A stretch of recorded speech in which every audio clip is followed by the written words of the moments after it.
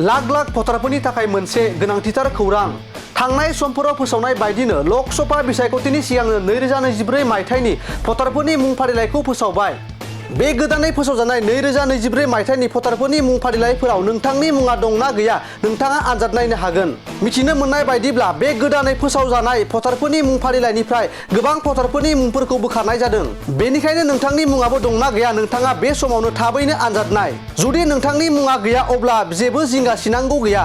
नोंथाङा न'आव थानानैनो मबाइल फननि गेजेरजों नोंथांनि मुङा दंना गैया आनजाद नायनो हागोन। नोंथांनि मुंखौ नोंथाङा मोनथाम प्रसेसनि गेजेरजों नायनो हागोन। आनजाद नायनो थाखाय नोंथाङा नोंथांनि मबाइलाव भटार पर्टेल वेबसाइटआव थांनांगोन।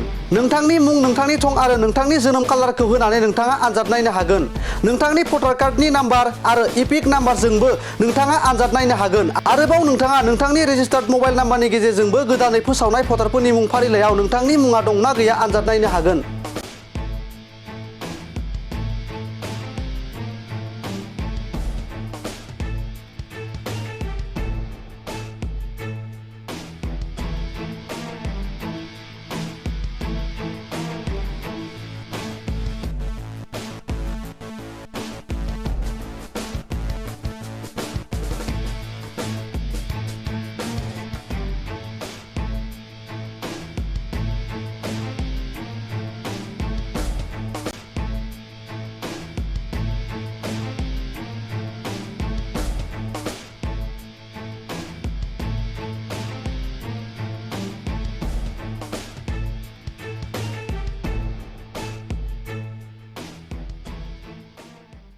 Good news for everyone. For the academic year 2024-2025, admissions to playgroup, nursery, LKG and UKG are underway at Vidyavili Kids School in Habubari, Kokrajhar.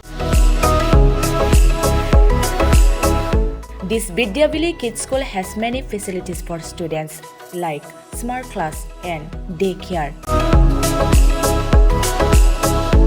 indoor, outdoor game, art and craft workshop, playful learning,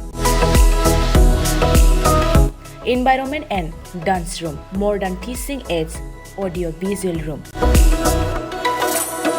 good teachers, student one-on-one training on one language and speech development, experienced teachers, green knowledge. Why are you waiting for the admission? Call 6900 304050 for more details.